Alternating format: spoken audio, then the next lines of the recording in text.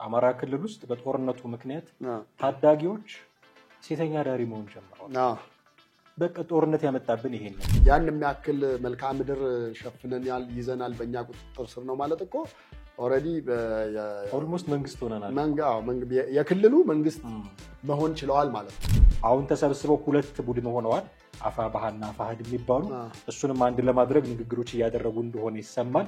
ያንን በድል አጅበነዋል እየተሳካ ነው ለማለት ትልቅ የፕሮፓጋንዳ ስራ መስራት የጀመሩ ይመስለኛል። ኢራንና ኢራቅ ጦርነት ጊዜ እንደነበረው ማለት ነው። ከተማዋ ተይዛለች። ነገር ግን የማስታወቂያ ሚኒስቴሩ እዛ ቁጭ ብሎ አሜሪካኖችና አውሮፓውያን ድባቅ እየመታናቸው ያለ ይላል። የመጨረሻዋ ጥይት መታ ገብቶ ሲያዝ ድረስ ማለት ነው። የህወሓት አሸናፊዎች ያደርጉት የነበረ አንዳንድ ከተማዎች ገብተው ባንኮች ጋር ንግድ ባንክ ነው በብዛት ያለው በየከተማው እሱ ጋር ሄዶ ፎቶ ይነሱና ተቆጣጥረናል ይሉ ነበር። ተቆጣጥረናል ብለው ሁለት ቀን ካደሩ በኋላ በሶስተኛው ቀን ደግሞ ያ ቦታ ተለቆ ደግሞ የመንግስት ኃይሎች ደግሞ ይዘው ታየዋል። ግን ጠቅላይ ሚኒስትሩ ባለፈው ምን ብለው ነበረ? በየአካባቢው ያላችሁ ታጣቂዎች እዛው ከክልሉ መንግስት ጋር ተወያዩ፣ ተነጋገሩና ችግሮቻችሁን ፍቱ።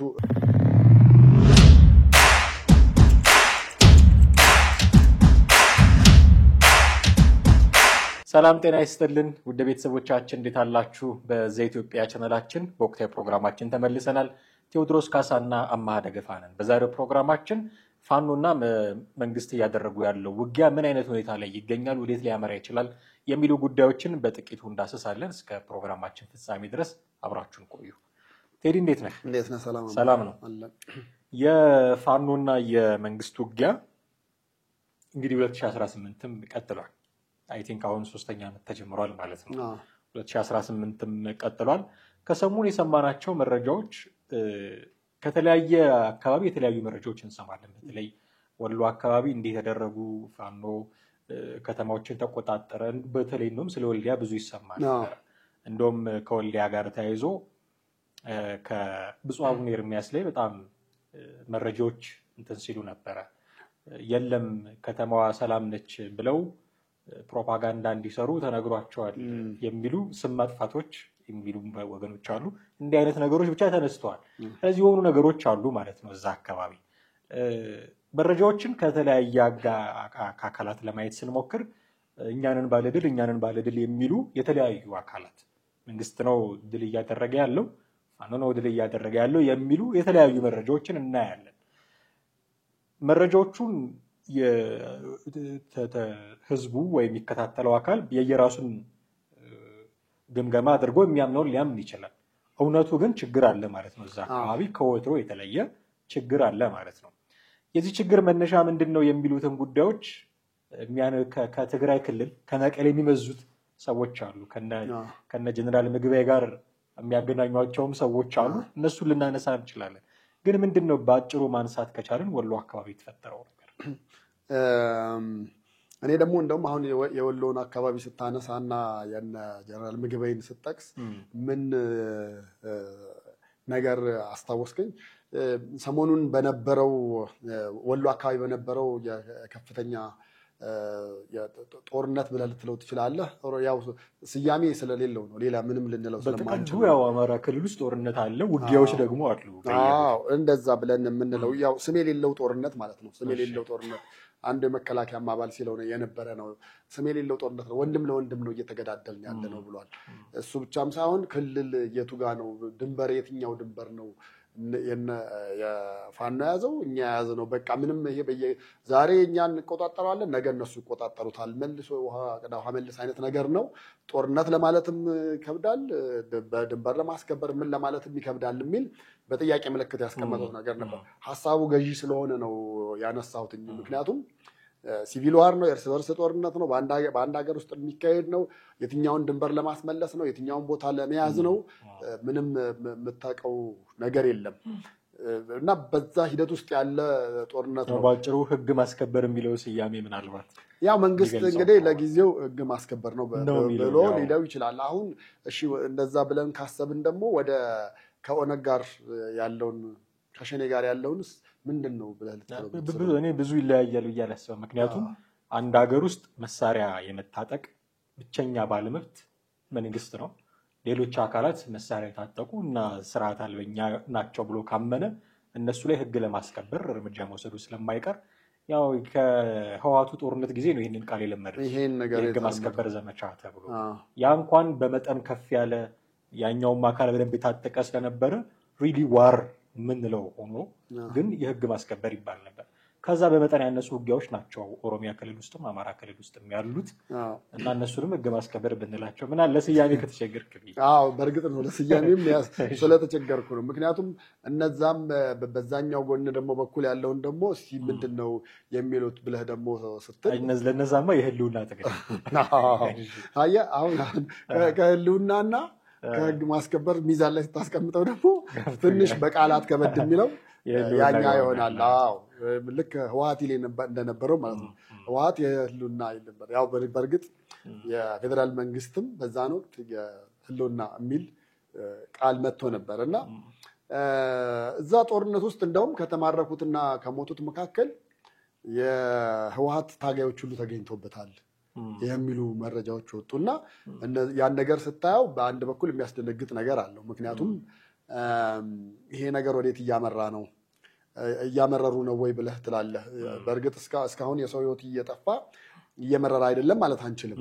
ግን እያመረሩ ነው ወይ የሚለው ነገር ላይ ስትመጣ ደግሞ ይሄ የሁለት ኃይሎች አንድ ላይ ጥምረት ፈጥረው ከመንግስት ጋር መዋጋት ማለት ነገሩ ወደ ከፋ ደረጃ እየሄደ እንዳለ የሚያሳይ ነገር ነው። በእርግጥ ኤምባሲዎችና ቆንስላ ጽሕፈት ቤቶችም ወደዛ አካባቢ እንዳትንቀሳቀሱ የሚል ዜጎቻቸውን እያስጠነቀቁ ያሉበት ሁኔታ አለ። እንደዛም ሆኖ ግን አሁን ይሄ ሰሞኑን ላይ እያየን ያለነው ጦርነት ላይ ሁለቱም ጋር አሁን በተለይ ቴሌግራም ገጾች ላይ የሚለቀቁትን የአስከሬኖች ብታይ ያው ፌስቡክ እና ሌሎች የሶሻል ሚዲያዎች ስለማይፈቅዱ ቴሌግራም ላይ ታየዋለህ እና ከሁለቱም አካል ያለውን ስታየው በጣም የሚያሳዝንም በጣም የሚዘገንንም ነገሮች አሉት። አስከሬን ቆጠራ ነው። አሁን ሰው ከሞተ በኋላ ምንም ነው ብለህ ልትለው አትችልም። ወይ ደግሞ ያንን እንደ መነገጃ እንደ አሸናፊነት እንትን ልታየው አይገባም። ምክንያቱም የአንድ ሀገር ልጆች ሆነህ ይሄን ነገር በጣም እንደው መንግስት እንዲያድርጓል ብለህ መንግስት ላይም እሪ የምትልበት ፋኖ ላይም እሪ ብለህ እንዴት እንደዚህ ያደርጋል ብለህ የምትልበት አይነት ነገር አይደለም። ግን ያለው አካሄድ አሁን እየወጡ ያሉ መረጃዎች እነሱም ፋኖም ተቆጣጥረናል ያሏቸው ከተሞች አሉ። በአንዳንድ ልክ የህወሓት አሸናፊዎች ያደርጉት የነበረ አንዳንድ ከተማዎች ገብተው ባንኮች ጋር ንግድ ባንክ ነው በብዛት ያለው በየከተማው እሱ ጋር ሄዶ ፎቶ ይነሱና ተቆጣጥረናል ይሉ ነበር። ተቆጣጥረናል ብለው 2 ቀን ካደሩ በኋላ በ3ኛው ቀን ደግሞ ያ ቦታ ተለቆ ደግሞ የመንግስት ኃይሎች ደግሞ ይዘው ታየዋል። እና አሁን በዛ መሀል መቼም ሁለቱም ብርቱካን አይደለም የሚወራወሩት ወይ ደግሞ ማንጎ አይደለም። ያው ጥይት ነው። እንደ ስፔን ፌስቲቫል በቲማቲም አይደለም አሁን የፉከራዎቹን ምናምን አንዳንድ ነገሮችን ስታይ እነዚህ ሰዎች በቲማቲም ነው ወይ ስፔኑ ፌስቲቫል ነው ወይ ብለህ እንድትል ያረጋሃል። ግን ደግሞ በኋላ የሞተውን ልጅ ደግሞ ስታይ በዛው ልክ ደግሞ ሌሎች ማህበራዊ ቀውሶች አሁን ፋኖ በዚህ ጉዳይ ወደ ጦርነት ውስጥ ከገባ አይ ቲንክ አሁን 3ኛ ዓመት ስለዚህ አሁን በዚህ በ3 ዓመት ውስጥ ምን የመጡ ለውጦች አሉ የሚለውን ነገር ማየት ራስን መገምገም ከዛ በኋላ ድርድሩ ይሻላል ብለህ አምነህ ድርድሩ ይሻል ከሆነ ወደ ድርድሩ መምጣት። ጦርነቱ ግን ያለውን ያመጣውን ፋይዳ ደግሞ ያመጣውን ደግሞ ለውጥ ማየት ጥሩ ነው። ይሄን ያህል ዓመት ቁጭ ብለህ እሱማ ምን ፋይዳ አለው አሁን እኮ እሱ እኮ ነው የምልህ። ያስደነገጠኝ መረጃ ከትላንት ወዲያ እርግጠኛ አይደለሁም ያየሁት አማራ ክልል ውስጥ በጦርነቱ ምክንያት ታዳጊዎች ሴተኛ ዳሪ መሆን ጀምረዋል። በቃ ጦርነት ያመጣብን ይሄን ነው። ትምህርት ቤት ተማሪዎች እየተማሩ አይደለም። በደቡብ ጎንደር ዞን ነው 67 ቀበሌዎች በናሙና ደረጃ ተወስዶ ነው የሴተኛ ዳሪ ቁጥር መጨመሩ። ከዛም አልፎ ደግሞ አለ እድሜ ወደ ጋብቻ ውስጥ እንዲገቡ ምክንያቱም ትምህርት ተቋርጧል። ተስፋ የሚያደርጉት ነገር የለም። ለአንድ ባለ ሀብት ነው ወይ የሆነ ራሱን ለቻለ ሰው ይድሯቸዋል። ያለ እድሜም ጋብቻ ሁሉ አለ። እነዛ ሁሉ አሉ። የትምህርት ተቋማት የፈራረሱት መልሰው አልተሰሩም። የጤና ተቋማትም በዛው ልክ ነው እና አካባቢውና ክልሉ በብዙ ነገሮች እየደቀቀ ነው። በብዙ ነገሮች ይሄ ለረጅም ዓመት የተሰራው ነገር ቀስ በቀስ ደግሞ በዛው ልክ እየደቀቀ ነው ያለው። ልክ ትግራይ ክልል ተከስቶ እንደነበረው አይነት ነገር ነው። የትግራይ ክልል እንኳን በጣም እጅግ በጣም የየዕለት መነጋገሪያ ሆኖ ነበረ። በየዕለቱ አይደለም ኢትዮጵያ ውስጥ ዓለም አቀፍ ተቋማትም ዓለም አቀፍ ሚዲያዎችም አጀንዳቸው አድርገው እስከ ማውራት ደረጃ ቦታ ሰጥተውት ሽፋን እስከ መስጠት ደረጃ የተደረሰበት ነበረ።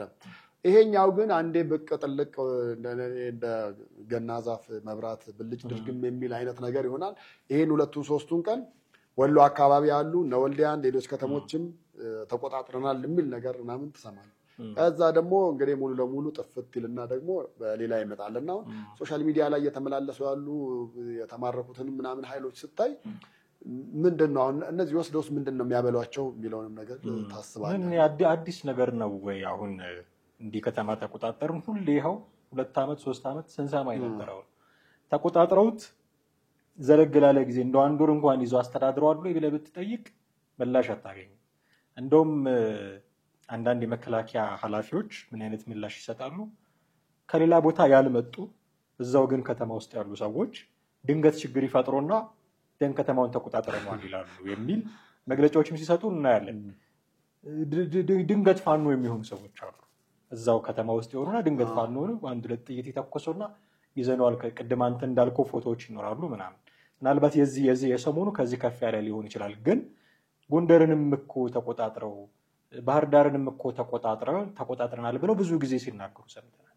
ቃል በቃል መቼም ውሸት እንዳይሆን በድምጽ ተቀርጾ የተቀመጠ ነገር ነው። የአማራ ክልልን 90% ተቆጣጥረናል ብሎ እኮ ተናግሯል እስክንድር ነጋ። 90% ተቆጣጥረናል ብሏል። 90% የአማራ ክልል ማለት ወይ ጎንደርን ከያዝክ ባህር ዳር ብቻ ነው ነፃ ማለት ነው ምናምን እንደ ማለት እኮ ነው። አሁን ከሰሞኑ ባህር ዳር ላይ እና ጀነራል አበባው ታደሰ ተገኝተው ውይይት ሲያደርጉ ነበረ ምናምን። ጎንደር ላይ የመስቀል በዓል በደንብ ሲከበር አይተናል። እንደውም የጎንደሩ ላይ የሚያደርገው በ17 ጠዋት ነው። ባህር ዳር ላይ በ16 ምሽት ላይ በደንብ ሲከበር አይተናል። እና ሰላም ሆኖ ምናምን እንደዛ የምናያቸው አካባቢዎች አሉ። ሪሊ 90% ተቆጣጥረውታል ብለህ እንድጠይቅ ሲያደርጋል። ያንን ሪከርድ ይዘህ መተህ ወሎ ላይ እንዲህ አይነት ነገር ተፈጠረ ሲሉህ አድርገውት ነው ወይ ሪሊ እነዚህ ሰዎች ከዚህ በፊት ይሰሩት የነበረውን? መቼም ጦርነት መታኮስ ብቻ አይደለም፣ ውጊያ ብቻ አይደለም፣ ፕሮፓጋንዳም ስራ ይሰራል። እና ትልቅ የፕሮፓጋንዳ ስራ ሊሰራ ይችላል በእንዲህ አይነት አጋጣሚ። እና እንደምታየው ሰሞኑን ሰበር ዜና ነው፣ ጥብቅ መረጃ አገኘን ነው ካገዛዙ እንትን ያመለ አፍትልኮ የወጣ ጥብቅ መረጃ ደረሰ። በየጊዜው ነው የነሱ ጥብቅ መረጃ አያልቅም እንደምታውቀውና በየጊዜው ጥብቅ መረጃ ይሄው 2 ዓመት አልፎ 3ኛው ተጀመረ። ጥብቅ ለውጥ ሳያሳይ ማለት ነው። ጥብቅ መረጃ ብቻ ሆኖ ነው የቀረውና ከስካሁኑ የተለየ ምን ሆነ? አሁን በጣም እያራገቡት ነው ያሉት። አንተ እንዳልከው ቪዲዮዎች እናያለን፣ ፎቶዎች እናያለን። በተቃራኒው ደግሞ የመንግስት ኃይልም ደግሞ እርምጃ ወስዶ ይሄንን ውጤት አምጥቷል ብሎ ተመሳሳይ ፎቶዎች እናያለን። በመሃል የሚያሳዝነው በጣም ብዙ ሰው ነው ያለቀው። ይሄ በቃ ልናዝንበት ልንቆጭበት የሚገባው ነገር ነው። ከዚህ ግን ትርፍ ምንድን ነው የተገኘው? ፕሮፓጋንዳ ከመስራት በላይ የወልዲያ ከተማ አስተዳደር ከተማዋ ሰላም ናት ብሎ መግለጫ አውጥቷል እንደምታውቀው። በዙሪያው ደግሞ የተኩስ ድምጽ ይሰማል ብለው ነዋሪዎች ነገሩን ብለው ደግሞ መረጃ የሚያወጡ ሰዎች አሉ። በዚህ ሁሉ ነገር መሃል የሰው ህይወት ጠፍቷል። ኦፍኮርስ ልክ ነው።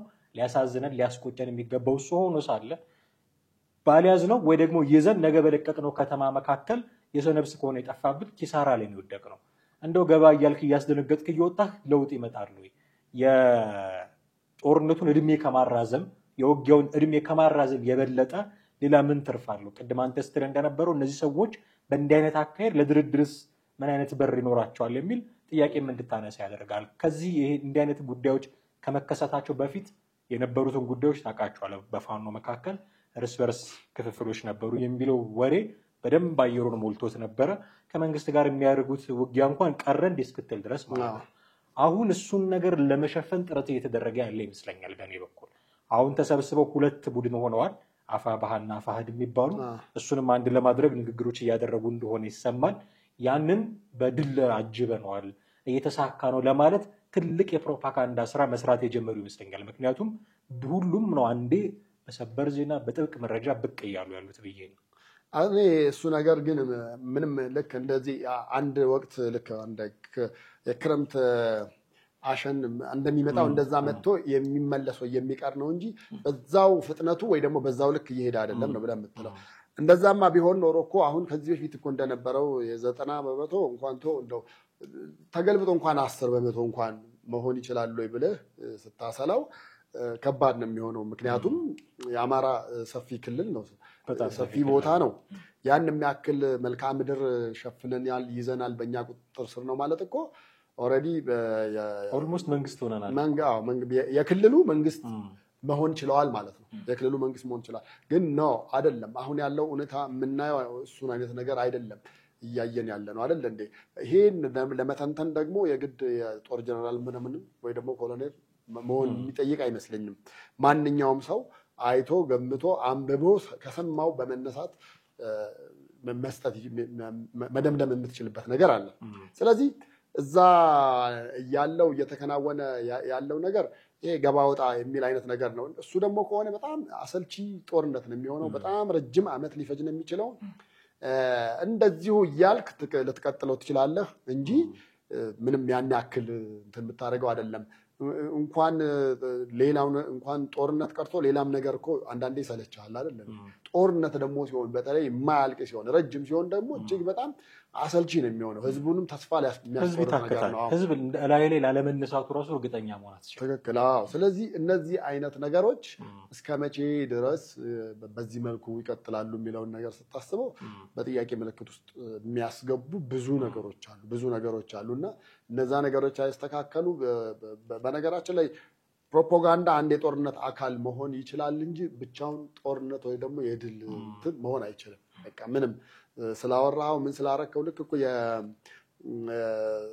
የኢራንና የኢራቅ ጦርነት ጊዜ እንደነበረው ማለት ነው። ከተማዋ ተይዛለች። ነገር ግን የማስታወቂያ ሚኒስቴሩ እዛ ቁጭ ብሎ አሜሪካኖችና አውሮፓውያን ድባቅ እየመታ ናቸው ይላል። የመጨረሻዋ ጥይት መታ ገብቶ እስኪያዝ ድረስ ማለት ነው። ያን አይነት ነገር ነው እያየን ያለ ነው የምልህ። እና እኔ ለማይረባው ጦርነት ዜጋው በዛ ልክ ማለቁ በጣም ያሳዝናል። የወንድማማቾች ጦርነት ነው። ምናልባት አንድ እናት እኮ አንዷ ልጇ መከላከያ ገብቷል፣ አንደኛው ደግሞ ፋኖ ነኝ ብሎ ገብቶ ሊሆን ይችላል። ሁለቱ ነው እየተዋጉ ያሉት። ስለዚህ ይሄ በምንም አይነት ደግፈነውም ምን ብለነውም ምንም ልናደርገው የማንችለው ስለሆነ መቆረጥ መቻል ያለበትና መቆም መቻል ያለበት ነው ብዬ ማስበው። እንደዛ እንዲሆን እንመኛለን። ግን አሁን አዝማሚያውን ስናየው ወዴት ሊያመራ ይችላል ብለን ማለት እንችላለን። አሁን እንግዲህ 2 ዓመት ሞላው፣ 3ኛ ዓመት ነው የጀመረው። ስንል እንደነበረው ምንም ፈቅ የሚል ነገር የለውም። ሁልጊዜ እከሌን ገደልን የሚል ፉከራ፣ ኮሎኔል ማረክን የሚል ፉከራ እንሰማለን። ከመንግስትም በኩል ደግሞ እርምጃ እየወሰድን ነው፣ የማረክናቸው የታድሶ ስልጠና ተሰጥቷቸው ህዝቡን የተቀላቀሉ አሉ እየተባለ ሰፊ ቁጥር ይነገረናል። አሁንም ግን እንደቀጠለ ነው ነገሩ። አዝማሚያውን ስታየው ወዴት የሚያመራ ይመስልሃል? ይሄ ነገር በአጭር ይቋጨውን ወይስ ደግሞ እንደዚሁ የትግራይ ጉዳይ በድርድር እንደተፈታው ሁሉ በድርድር ሊፈታ ይችል ይሆን? ብዙ እንግዲህ አማራጮች ናቸው ሊኖሩ የሚችሉት። የተሻለውን መምረጥ የሰዎቹ ጉዳዩ ላይ በደንብ አክቲቭ የሆኑ ሰዎች ጉዳይ ነው የሚሆነው። ግን እንደው ሚዲያ ላይ እንዳለው ጉዳዩን እንደሚከታተል ሰው አዝማሚያው ወዴት ይሆናል ብለህ ነው? እኔ የአማራ ትግል ጦርነት ከዚህ በላይ ሄዶ ሌሎች ቦታዎችን ይዞ ወይ ደግሞ እንደ የአሸናፊነት ድል ኖሮ ምን ብሎ እንደሚታሰበውና እዛ አካባቢ እንደሚወራው 4 ኪሎ ይገባል የሚል እምነትም ግምትም የለኝም። ምክንያቱም የምታያቸው ነገሮች ጦርነት በጣም በአጭር ጊዜ ውስጥ ስኬታማ የሆኑ ጦርነቶችን በዚህ እድሜያችን አይተናቸዋል። በሀገር ውስጥም የሆነ ከጎረቤት ሀገር ጋር በነበረ ለምሳሌ የኢትዮ ኤርትራ ግጭትን በቀላሉ ልታነሳው ትችላለህ። በቃ ይህን ያህል ጊዜ አልፈጀም። ይህን ያህል ያልተንዛዛ ነገር የለውም። የትግራይም ጦርነትንም እንደዚሁ ልታነሳው ትችላለህ። ምናልባት አሁን እኔ ትንሽ እንደ ፋኖ ታጋዮች ጋር ያለ ሆፕ ብዬ የማስበው ምን መሰለህ? የህወሓት ታጋዮች ብዙዎቹን ታሪካቸውን ስትጠይቃቸው ስንነሳ 7 ሆነን ነበረ ይለዋል ሁሌ እና 7 ሆነን ነበረ በአፄው ዘመን ጀምረን ነበረ ከዛ በኋላ ሻዕቢያ እየረዳን ምናምን መተን ከዛ በኋላ መንግስት ሆነን ብለዋል እና ያቺ ነገር ውስጣቸው ያለች ይመስላል ከዛ በመነሳት ነው በጦርነቱም ተስፋ ኖሮም ምን ኖሮም ያው ጦርነት አንዴ ታሸንፋለህ አንዴ ትሸነፋለህ አንዴ ትማረካለህ አንዴ ትማረካለህ እንደዛ እያደረግክ አይደለ ሲስተሙ የሚሄደው በእንደዛ አይነት መንገድ እነሱ ጋር ያለ ሆፕ ሊኖር ይችላል እኔ ግን ምንድነው የምታውቀው ምንድነው የምታምነው ምናምን ብለህ ብትለኝ ያው የጦርነት ፍጻሜው ዞሮ ዞሮ መጨባበጥ ነው አይደለ ጊዜ ሳይፈጁ ወደ ድርድር መጥተው ይጨባበጣሉ ብዬ ነው የማስበው ጊዜ ሳይፈጁ የሚለው ላይ ነው ጥያቄ በድርድር ማለቁ ላይ ነው ጥያቄ የለኝም ሊያልቅ ይችላል በድርድሩ ጊዜ ሳይፈጁ የሚለው ላይ ግን ጥያቄ አለ እስካሁን ከፈጁት በላይ ምናልባት ሊፈጁም ይችላሉ የሚል ስጋትም አለ ምክንያቱም አንተ እንዳልከው 7 ሆነን ተነሳን የሚለው ትርክት ብቻ ሳይሆን ንግግሮቻቸውን ስታይ እኛ የተቀባንን እንደዚህ ታስታውሳለህ የትግራዩ ጦርነት ጊዜ ጦርነት ባህላዊ ጭፈራችን ነው ብለው ነው የጀመሩት ፋኖ አካባቢ ደግሞ እንደሚሉ ሰዎች አሉ ለጦርነት የተቀባን እንደው የኢትዮጵያ ብቸኛ ተስፋ እኛ ነን የሚል መታበያ አለ በነገራችን ላይ ጦርነትን የሚወስነው 7 ሆነ መጀመር 7000 ሆነ መጀመር አይደለም መቀባትህ ወይ ደግሞ የንግስና ቅባት መቀባትህ ለጦርነት የተለየ መሆን አይደለም ቴክኖሎጂ በጣም የሚወስነው ደረጃ ላይ ደረሰናል ጦርነት በጣም ይወስነዋል ቴክኖሎጂ የትጥቅ አቅምህ ይወስነዋል የሰው ኃይል ቁጥርህ ይወስነዋል ሎጂስቲክ ይወስነዋል መልክዓ ምድር ይወስነዋል ጦርነት እንዲህ በቀላል የተቀባው ነኝ ብለህ የምታሸንፈው ነገር አይደለም ድሮን ያለበት ዘመን ላይ ደርሰናል ጋይስ አሁን ማመን መቻል አለበት ድሮን ያለበት ጊዜ ላይ ደርሰናል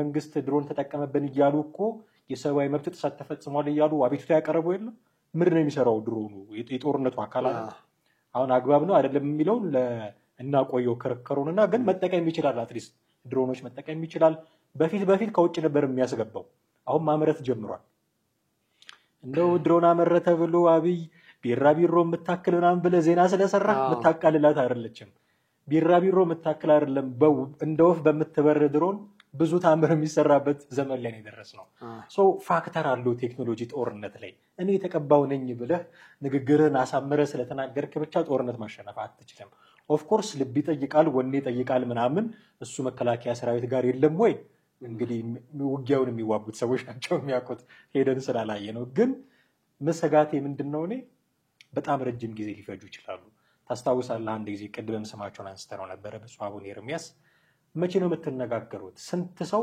ሞቶ ሲያልቅ ነው የምትነጋገሩት የሚል ጥያቄ ነበራቸው ከአመታት በፊት የተናገሩት ይሄ ጥያቄ አሁንም መጠየቅ ያለበት ነው መነጋገራቸው ላይ ቀር እንደነጌታቸው ረዳ መነጋገራቸው ላይ ቀር እንደነጃል ሰኝ ስንት ሰው እስኪሞት ነው የሚጠብቁት ዘመነ ካሴ እስክንድር ነጋ ስንት ሰው እስኪሞት ነው አሁን ለምንድን ነው የማትነጋገሩት ሲባሉ ትልቅ የሚያነሱት ጥያቄ መንግስት ከልቡ አይደለም የመነጋገር ፍላጎት ያለው ይላል እኔ ከልቡም ሆነ ከምኑም ይሁን መነጋገራቸው ጦርነት የሚያስቆም ከሆነ ለህዝቡ ትልቅ ፎይታ ነው ይሄ አሁን እኮ መልሰው ለምሳሌ ህወሓትና ፌደራል መንግስቱ መልሰው መነታረኩስ ገብተዋል አይደል ምንም ቢነታረኩ ግን አሁን በጥይት ምክንያት በጦርነት ምክንያት ትግራይ ክልል ውስጥ ሰው አይሞትም መንግስት ከልቡም ሆነ ካንጀቱ ልነጋገር ብሎ እጁን ከዘረጋ ጦርነት ወዲያው ነው የሚቆመው አይደል ሲስፋየር ታረጋለህ በጥይት የሚሞት ሰው የለም ይሄ ለአማራ ህዝብ ፎይታ በጣም ፎይታ ትምህርት ልትጀምር ትችላለህ ሰው የሚሞትብህ የለም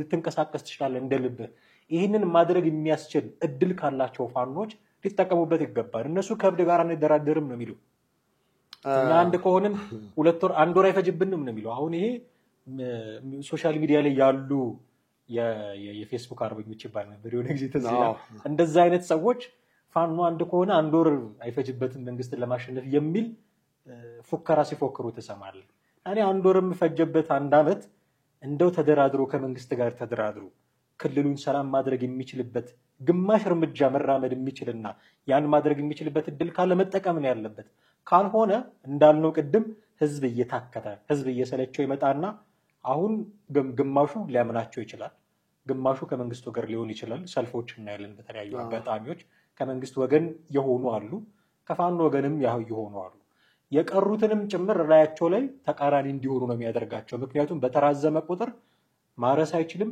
ልጆቹን ማስተማር አይችልም፣ መነገድ አይችልም፣ በሰላም ወጥቶ መግባት አይችልም። ይሄ ሲበቃው ሲያንገሸግሸው መልሶ ነው የሚነሳበት። ያ ከመሆኑ በፊት ግን ያላቸውን እድል ቢጠቀሙበት መልካም ነው ይመስል። እንደኔ ግን የፋኖ አመራሮች ሁለት ነገር እየጠበቁ ያለ ይመስለኛል። አንደኛው በቀጥታ ይሄን ነገር ጠቅላይ ሚኒስትር አብይ አህመድ እባካችሁ ይብቃ ወደ መድረክ ኑ እና አብረን ከኔ ጋር እንወያይ፣ ከኔ ጋር ከክልሉ መንግስት ጋር አይደለም ከኔ ጋር እንደዛ ስታንዳርድ ይሆናል እኮ ልክ ነህ ሊሆን ይችላል። እኔ ግን ቢሆን እኔ አሁን ጠቅላይ ሚኒስትሩ ከነሱ ጋር መነጋገራቸው የሚፈልጉት ነገር ከሆነ ፋኖችና ሰላም የሚያመጣ ከሆነ ይምጡና እኔ ሰላም የሚያመጣ ከሆነ ጠቅላይ ሚኒስትሩም እንደው ቢያደርጉትም እሳቸው ባለፈውም የተናገሩት ነገር ነበር። እንግዲህ አሁንም መስከረም ላይ ነው ያለ ነው። መስከረም መጨረሻ ላይ የመንግስት ሞሽን አሁን የዚህ እንትን የሚደመጥበት አለ። የ2018 ምክር ቤቱ ወደ ስራ ሲመለስ ነገሮች ይኖራሉ አሉ። በዚህ ሳምንት ማለት ነው፣ በዚህ ሳምንት ወይ በሚቀጥለው ሳምንት። ስለዚህ እዛ ላይ መንግስት የሚያነሳቸው ነገሮች አሉ። ግን ጠቅላይ ሚኒስትሩ ባለፈው ምን ብለው ነበረ? በየአካባቢው ያላችሁ ታጣቂዎች እዛው ከክልሉ መንግስት ጋር ተወያዩ፣ ተነጋገሩና ችግሮቻችሁን ፍቱ የሚል ነገር ሐሳብ ያዘለ ንግግር ተናግረዋል። ቃል በቃል ባልናገረውም እና አንደኛ እነ ዘመነ ያን ይፈልጋሉ ብዬ አስባለሁ። ከክልሉ መንግስት ጋር ሳይሆን ከራሳቸው ጋር ከጠቅላይ ሚኒስትሩ ጋር እንደዚህ ቁጭ እንደ ጌታቸው ረዳ ቁጭ ብለው ማውራት አንደኛው።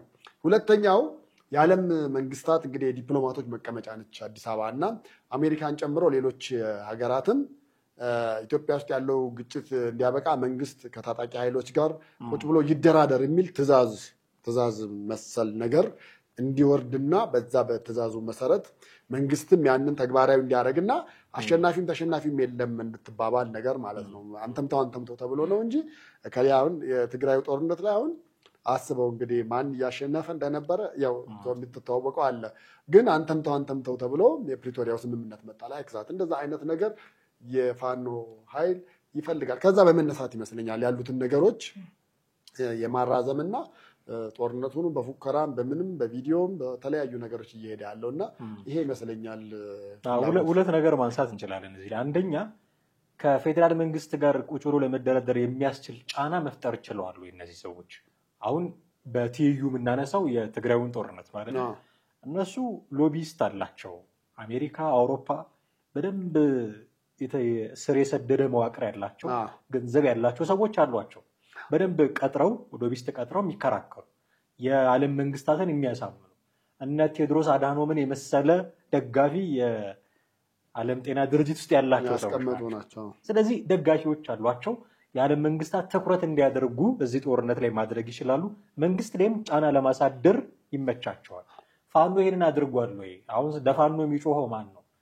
እዛ ኡጋንዳ የተቀመጠ በነገራችን ላይ ኡጋንዳ ነው በቅርቡ ምርጫ ይደረጋልና አንዱ ተፎካካሪ የምርጫ ተፎካካሪ ሰው ከተመረጥኩኝ በ100 ቀን ውስጥ የማደርገው ነገር አንዱ ኢትዮጵያውያንን ከኡጋንዳ ማባረር ነው የሚል ምርጫ ቅስቀሳ ጀምረዋል። ጥንቃቄ ቢያደርጉ ጥሩ ነው ብዬ አስባለሁ። እንዲህ አይነት የምርጫ ቅስቀሳ ኡጋንዳ ሆነው ጫና የሚፈጥሩ አሉ፣ አሜሪካ ሆነው ጫና የሚፈጥሩ አሉ። ግን ኢትዮጵያውያን ናቸው። ከግጭቱ የራሳቸውን ጥቅም የሚያገኙ የራሳቸው ጥቅም ምናልባት በገንዘብ ሊሆን ይችላል አላቅም፣ ወይ ደግሞ ሪሊ ፍላጎቱም ኖሯቸው ፋኖ እንዲያሸንፍ ከመፈለግም ሊሆን ይችላል። ግን ጉዳይ ውስጥ በአንድም በሌላም ተሳትፎ ያላቸው ሰዎች ናቸው። የዓለም መንግስታትን እጅ በመጠምዘዝ ደረጃ ብዙ ተሳክቶላቸዋል ብዬ አላስብም። ገዱ አንዳርጋቸውን የይልቃል ጌትነት ሙከራዎች ያደርጉ ነበረ። ዋይት ሀውስ አካባቢ ለመመላለስ ይሞክሩ ነበረ። እነ መዓዛ መሐመድ እንዲህ አይነት ጉዳዮች ውስጥ ኢንቮልቭ ያደርጉ ነበረ። ስቲል ግን ጠብ ያለ ነገር አላየንም። እንደው እነ እስክንድር ነጋ ትንሽ አድቫንስ አድርገው እዛ ድረስ ሄደው ያናገሯቸው የተለያዩ ዓለም አቀፍ ተቋማት ተወካዮች ነበሩ። ግን አድቫንስ ሲያደርግ እሱንም አላየንም። ስለዚህ ተጽዕኖ መፍጠር አልቻሉም በዓለም አቀፍ ደረጃ።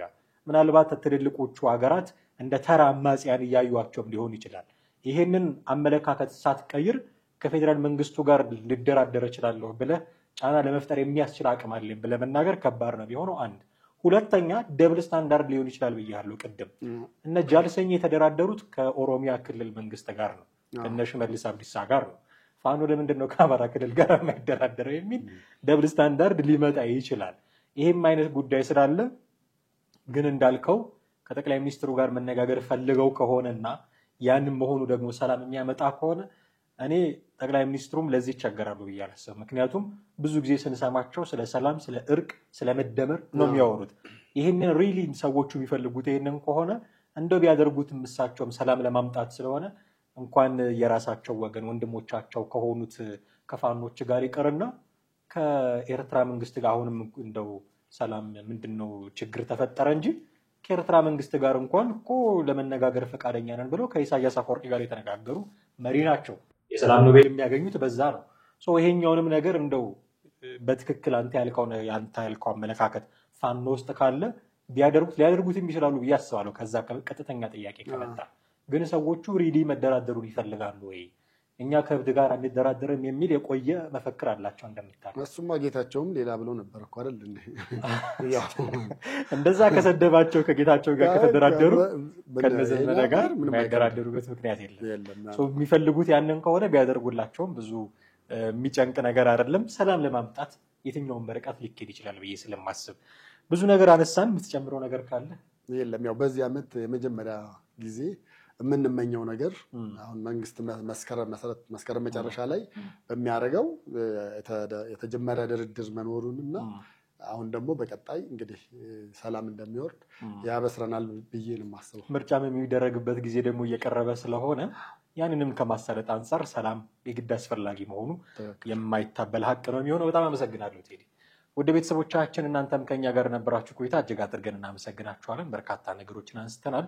በእርግጠኝነት ሀሳብና አስተያየት እንደሚኖራችሁም ደግሞ ሙን ነው። ያንን እንድታደርጉ ደግሞ የስልክ መስመራችን ክፍት ነው፣ ይጠብቃችኋል። ከታች ባለው ደግሞ የሀሳብ መስጫ ሳጥናችን ላይም ልታደርሱን ትችላላችሁ። ከመላው የስቱዲዮ ባለሙያዎች ጋር ሆነን እዚህ ላይ እንሰናበታችኋለን። ጤና ይስጥልን።